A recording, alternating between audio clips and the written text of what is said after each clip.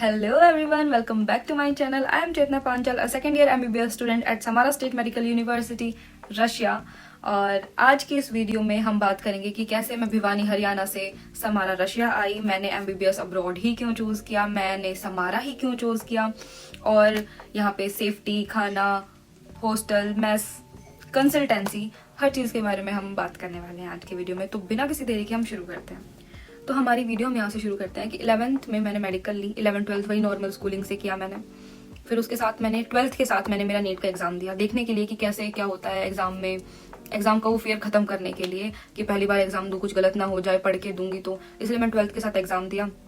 और वही रिज़ल्ट तो बहुत ख़राब आना ही था क्योंकि पढ़ाई नहीं की थी। उसके बाद मैंने एक ड्रॉप लिया, मैंने सीकर से कोचिंग की और फिर से एग्ज़ाम दिया, पर वही रिजल्ट ख़राब आया। उस ईयर कट ऑफ बहुत ही ज़्यादा हाई चली गई थी। मेरे किसी भी दोस्त का, किसी भी जानने वाले का नीट में सिलेक्शन नहीं हुआ था, जिसके अच्छे से अच्छे नंबर थे उनका भी नहीं हुआ, क्योंकि लास्ट ईयर की कट ऑफ के अकॉर्डिंग जिस ईयर मैंने एग्ज़ाम दिया उसमें कट ऑफ बहुत ज़्यादा हाई हो गई थी। और सब बोल रहे थे कि ऐसे सेंटर्स पे चीटिंग हुई है, पेपर बांट दिए गए हैं और पता नहीं क्या क्या। हरियाणा में भी ऐसे हुआ, केसेस आए कि भाई चीटिंग हुई है सेंटर्स पे, तो बहुत ज़्यादा कट ऑफ हाई चली गई थी। और बहुत ही ज़्यादा हम उदास हो गए कि भाई अब क्या करें, अब फिर से ड्रॉप ले। और मेरी इतनी हिम्मत नहीं थी कि मैं एक और ड्रॉप लूँ। मैं बहुत ही ज़्यादा परेशान हो गई थी वहाँ से कि भाई वो बायो, केमिस्ट्री, फिजिक्स रटते रहो। मैं उस लूप से निकलना चाहती थी, मुझे नहीं करनी थी फिर से नीट की कोचिंग। तो मैं बहुत हार गई थी मन से कि अब मैं फिर से कैसे कोचिंग करूंगी। मेरा मन नहीं था बिल्कुल भी, चीटिंग होती रहेगी और कट ऑफ इतनी हाई जा रही है, तो अब मैं क्या करूँ। घर वालों से बात की, उनको समझाया, तो घर वालों ने मेरे को बोला कि BAMS कर ले, MBBS ही थोड़ी ना ज़रूरी है।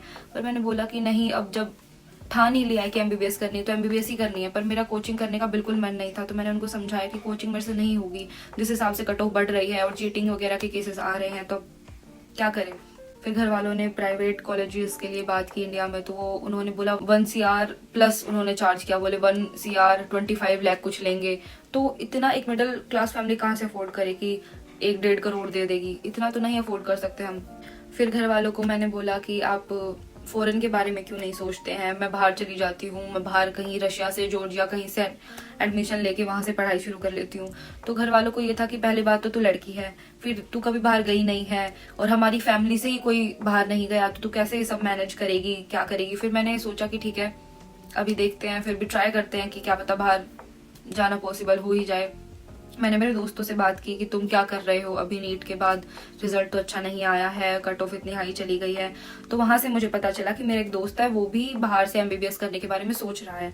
तो मेरे घर वाले थोड़ा माने कि हाँ चलो, कोई जान पहचान वाला है, वो भी बाहर जाएगा तो तू इसी के साथ ही चले जाना। फिर हमने ऐसे डिसाइड किया कि अब कौन सी यूनिवर्सिटी, कौन सी सिटी चूज करें जहाँ पे हम एडमिशन लें, कौन सी कंट्री हम चूज करें। तो कंट्री में हमें समझ में आया कि हमें रशिया चूज करना चाहिए, क्योंकि रशिया और इंडिया के जो रिलेशन हैं वो काफी अच्छे हैं, इसलिए हमने सोचा कि हम रशिया चूज करते हैं। अब रशिया में कौन सी यूनिवर्सिटी हम चूज करें, हमें यहाँ पे बात आ गई। तो यूट्यूब पे सर्च किया, काफी जगह देखा, तो एक यूनिवर्सिटी मिली समारा। और एक अच्छी यूनिवर्सिटी कैसे होती है, उसमें क्या क्या होना चाहिए, तो हमने समारा के बारे में सर्च किया कि क्या क्या है वहां पे। तो मैथ्स अच्छी है, वहाँ की पढ़ाई कैसी है, पढ़ाई काफी अच्छी है, टीचर्स अच्छे हैं, वहाँ का माहौल कैसा है, वहाँ पे बच्चों के रिव्यू लिए, बच्चे क्या क्या बोल रहे हैं उस यूनिवर्सिटी के बारे में, मेस है नहीं है, खाने का दिक्कत, ट्रांसपोर्ट की कोई प्रॉब्लम है, क्लासेस बहुत ज्यादा दूर दूर तो नहीं है, ऐसा कोई सीन तो नहीं है, या फिर वहाँ पे रैगिंग वगैरह तो नहीं होती। और वहाँ पे लाइक तुम ग्रोसरी वगैरह कहाँ से लोगे, ये सब ट्रांसपोर्ट सिस्टम, ग्रोसरी, सेफ्टी, लड़कियों की सेफ्टी है कि नहीं, इंडियंस को कैसा ट्रीट करते हैं वहाँ के लोग, और वो सेफ है कि नहीं, तुम्हारा हॉस्टल कैसा है, तुम कहाँ रहोगे, कैसे क्या खाओगे, क्या करोगे, वो सब भी तो देखना होता है ना। तो वो सब देखा कि यूनिवर्सिटी अच्छी है, पढ़ाई काफी अच्छी है। फिर देखा कि पास में खाने वगैरह के लिए शॉप्स वगैरह, तो यहाँ पे ग्रोसरी के लिए पेत्रोचका वगैरह है, आसपास ही बिल्कुल सामने ही, वॉकिंग डिस्टेंस पे ही है सब कुछ। टीचर्स अच्छे हैं, हॉस्टल अच्छा है। फिर बात आती है कंसल्टेंसी की। मैंने यूनिवर्सिटी चूज कर ली कि समारा यूनिवर्सिटी है और यहाँ पे मुझे एडमिशन लेना, एक्सेट्रा एक्सेट्रा। मेरी गलती क्या रह गई कि मैं थर्ड पार्टी कंसल्टेंट के पास चली गई। मुझे ऑफिशियल कॉन्ट्रैक्टर क्या होते हैं, ऑफिशियल कंसल्टेंसी क्या होती है, मुझे यही नहीं पता था। फिर मेरे घर वालों ने उनके पास जाना सही समझा, उनसे, क्योंकि कुछ पता नहीं था, पहली बार मैं बाहर आ रही थी, तो हम थर्ड पार्टी के पास चले गए और उन्होंने हमारा एडमिशन कराया। तो वही वहाँ पे पैसे हमारे ज्यादा लग गए। हमें पता होता कि ऑफिशियल कॉन्ट्रैक्टर कौन होते हैं, ऑफिशियल कंसल्टेंसी क्या होती है, तो हम डायरेक्ट उन्हीं के पास कांटेक्ट करते, पर हमें नहीं पता था। फिर वहां से मैं रशिया आई, यहाँ आने के बाद मुझे पता चला कि ऑफिशियल कंसल्टेंसी भी कोई चीज होती है, ऑफिशियल कॉन्ट्रैक्टर्स होते हैं जो कि तुम्हारा एडमिशन कराते हैं, जो तुम्हारी सारी जिम्मेदारियां ले, जो भी कोई नीड है, कोई हेल्प चाहिए, तुम्हारे साथ कोई प्रॉब्लम हो रही, तुम्हारी हेल्प वही करेंगे। इन दी एंड हमें पता चला कि जो थर्ड पार्टी के पास हम गए थे, उन्होंने हमारा एडमिशन, मेरा एडमिशन उन्हीं से करवाया जो कि ऑफिशियल कॉन्ट्रैक्टर होते हैं, क्योंकि वही तुम्हारा उस यूनिवर्सिटी में, उस पर्टिकुलर यूनिवर्सिटी में एडमिशन करवा सकते हैं। ऐसे ही कोई भी एडमिशन नहीं करवा सकता है। जो ऑफिशियल कंसल्टेंसी होती है वही तुम्हारा एडमिशन कराती है किसी भी कॉलेज में। तो उन्होंने भी, जिनके हम फंसे थे, वो थर्ड पार्टी थी, उन्होंने हमारा एडमिशन उन्हीं के थ्रू करवाया जो कि ऑफिशियल कंसल्टेंसी थी। और आज भी मुझे कोई भी प्रॉब्लम होती है तो मैं जो यहाँ पे ऑफिशियल कंसल्टेंसी है उन्हीं के पास जाती हूँ, उन्हीं से हेल्प मांगती हूँ, वही मेरी हेल्प करते हैं और वो सबकी ही हेल्प करते हैं। जो मेरे थर्ड पार्टी ब्रोकर्स वगैरह थे, उन्होंने तो मेरे पास फोन भी नहीं किया कि मैं कैसी हूँ, क्या ठीक हूँ, नहीं हूँ। जो थर्ड पार्टी होती है उनका काम सिर्फ यही होता है कि तुम्हारा एडमिशन करा दिया, बात खत्म। पर जो ऑफिशियल कंसल्टेंसी होती है वो तुम्हारा ध्यान रखती है, तुम्हें कोई भी प्रॉब्लम हो रही है, तुम्हें कोई भी चीज चाहिए, कोई भी नीड है तुम्हें, तो वो तुम्हारी हेल्प करेगी। जो ऑफिशियल कंसल्टेंसी है एंड तक तुम्हारे साथ रहेगी, जब तक तुम्हारा 6th ईयर का कोर्स कंप्लीट नहीं हो जाता है, तब तक तुम्हारी डिग्री मिलने तक ऑफिशियल कंसल्टेंसी तुम्हारे साथ ही रहती है।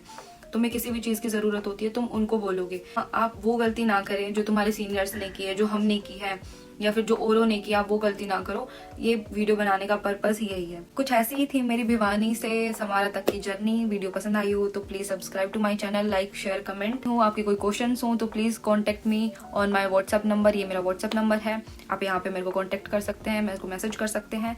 और ये वीडियो किसी के लिए हेट्रेड नहीं है, जो मेरे साथ हुआ बस मैंने वही बताया, और आपके साथ ना हो इसलिए मैं ये वीडियो बना रही हूँ। और कोई पर्पस नहीं है इस वीडियो का, वही है कि जो गलती हमसे हुई वो कोई और ना करे, जो भी ये वीडियो देख रहा है। और बाकी तुम्हारी मर्जी है, जो करना है वो करो। मेरा काम था तुम्हें गाइड करने का, मैंने गाइड कर दिया। Thank you so much for watching.